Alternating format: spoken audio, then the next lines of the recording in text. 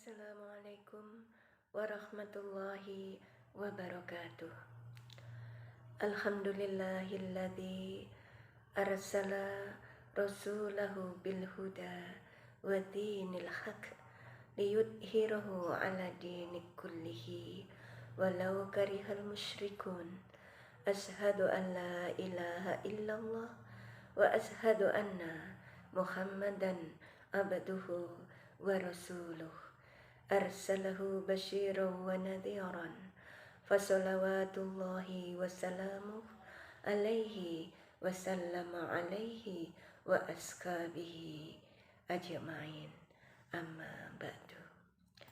Anak-anakku yang dirahmati Allah, dalam rangka kegiatan pesantren Ramadan SMK Negeri 2 Magetan tahun 1442 Hijriah kali ini, kami mempersembahkan penyuluhan nafsa dan HIV/AIDS.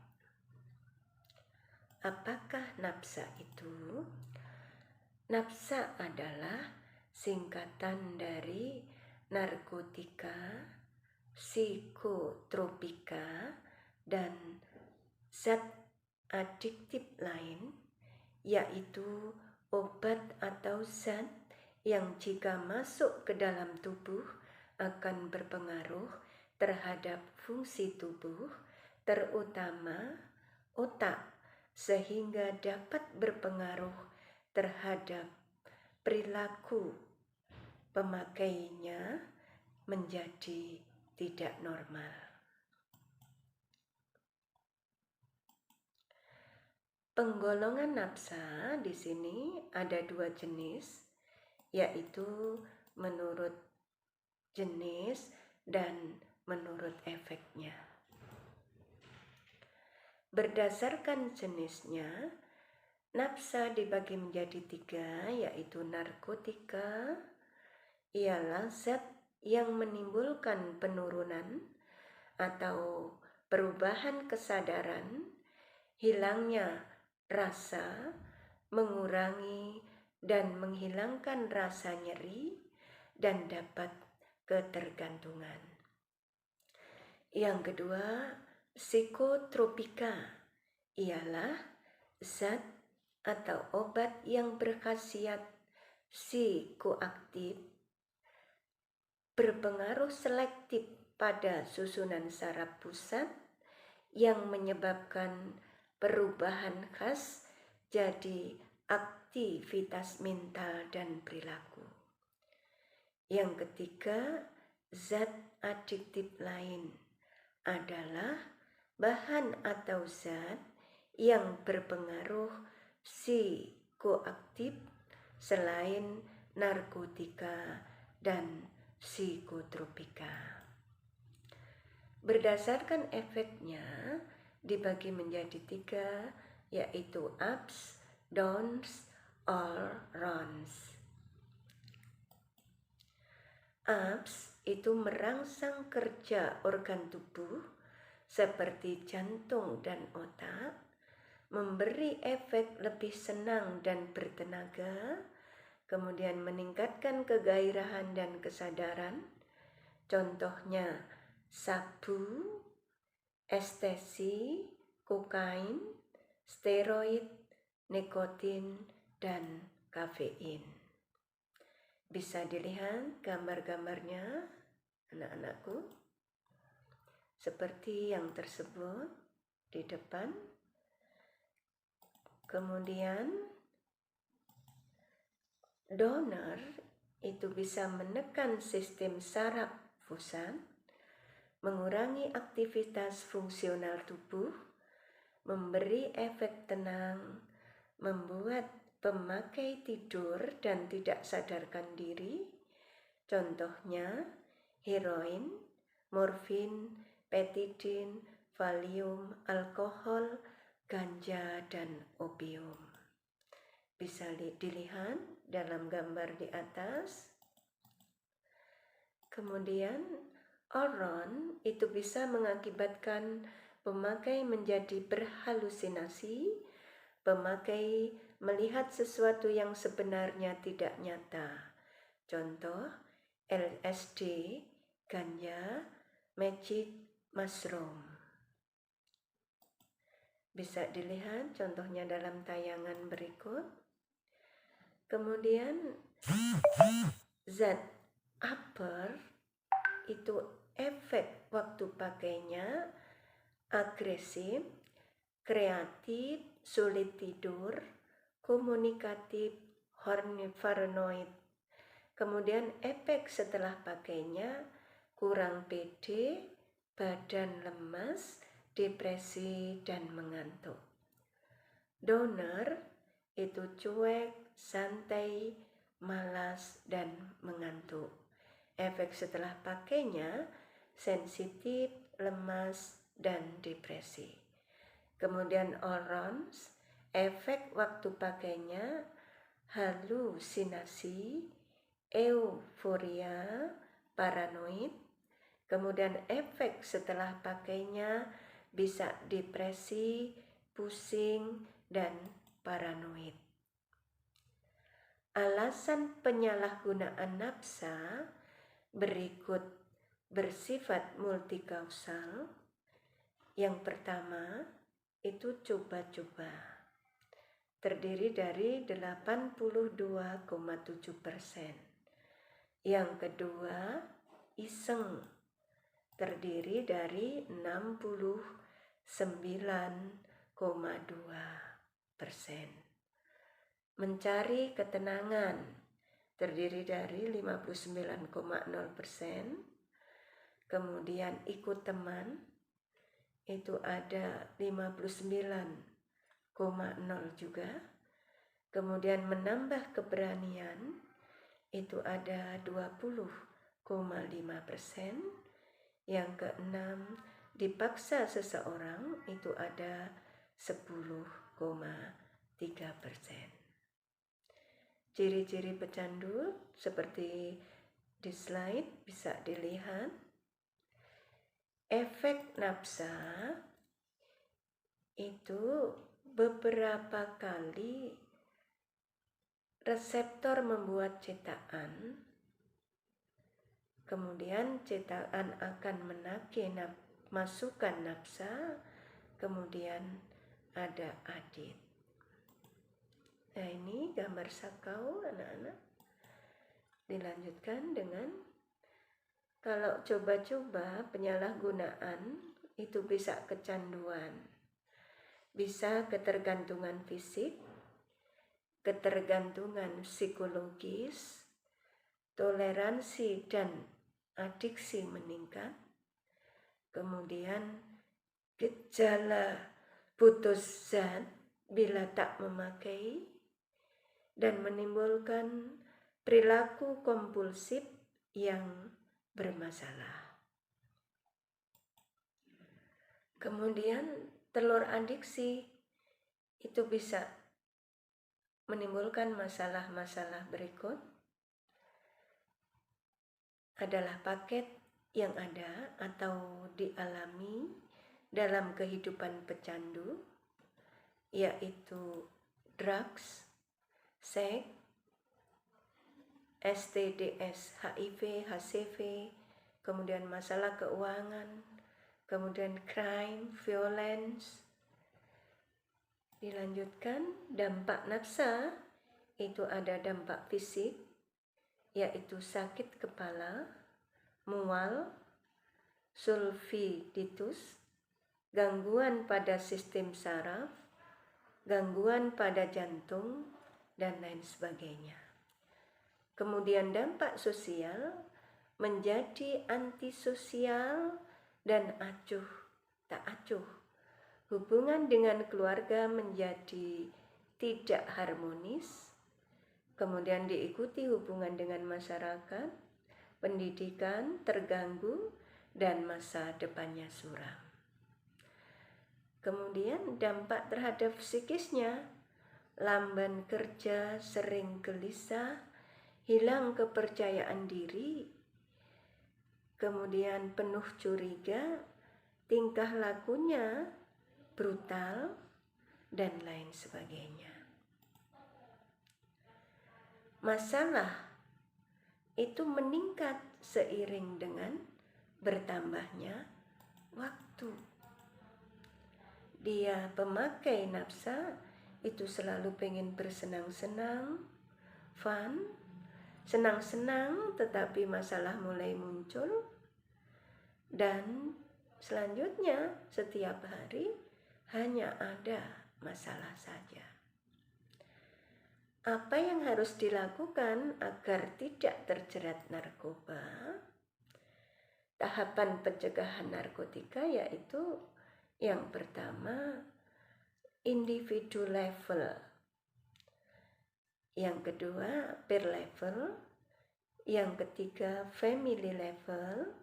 Yang keempat, sosial dan community level. Dan yang kelima, school level.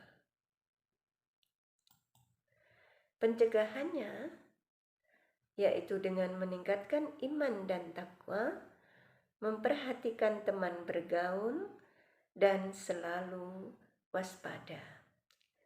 Pendewasaan kepribadian, meningkatkan pengembangan diri dan kemampuan mengatasi masalah, meningkatkan kepercayaan diri, dan hindari merokok. Ada yang harus dilakukan jika teman kita memiliki tanda-tanda sebagai pecandu. Yaitu yang pertama, tetap berteman tetapi tidak ikut memakai narkotika. Yang kedua, tunjukkan rasa kepedulian. Yang ketiga, gali keadaan emosi dan kehidupan sosialnya. Yang keempat, ajak keluar dari jerat narkotika. Yang kelima, jelaskan dampak buruk pemakaian narkotika. Yang keenam, diskusikan cara mempertahankan diri dan menghindari penggunaan kembali. Yang keenam, hubungi tim ahli. Fakta membuktikan bahwa rokok itu sangat konyol. Rokok adalah merupakan pintu gerbang narkoba. Kandungan rokok sangat berbahaya, anak-anakku. Bisa dilihat dalam slide, berakibat sangat merusak untuk kesehatan kita. Kenyataannya, nikotin adalah drug legal yang paling membunuh generasi muda. Saatnya kita merdeka dari narkoba. Jauhilah narkoba, jangan sampai mencoba-coba. Jauhilah HIV dan AIDS. Bisa kita pelajari sejarah HIV atau AIDS. Pertama kali dilaporkan 5 Juni 1981 pada 5 lelaki homoseksual di Los Angeles, Amerika Serikat. HIV terdapat 2 jenis, yaitu HIV-1 dan HIV-2.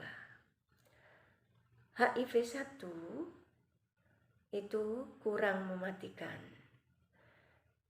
HIV-1 tersebar di seluruh dunia, sedangkan HIV-2 endemis berada di Afrika Barat.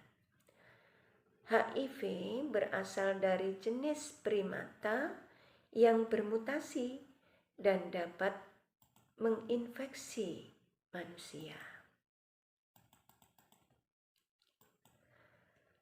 HIV atau AIDS itu apa? HIV adalah suatu virus yang menjangkiti sel-sel sistem kekebalan tubuh manusia. Kemudian AIDS adalah sekumpulan gejala dan infeksi yang timbul karena rusaknya kekebalan tubuh manusia akibat infeksi HIV. Bagaimana virus HIV menyebar digambarkan dalam slide ini. Coba dilihat. Semula jadi 1, berubah jadi 3, kemudian berubah jadi ratusan ribuan, bahkan jutaan. Siapa faktor resiko AIDS?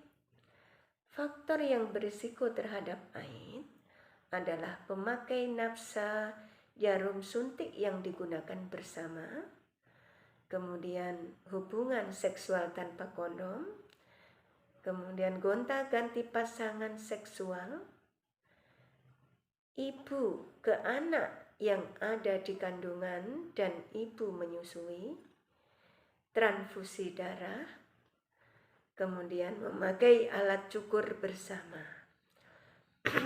Bagaimana cara mengetahui? Kita dapat mengetahui status HIV yang kita melalui VCT, kemudian konseling dan tes darah secara sukarela, kemudian dapat dilakukan di klinik-klinik VCT.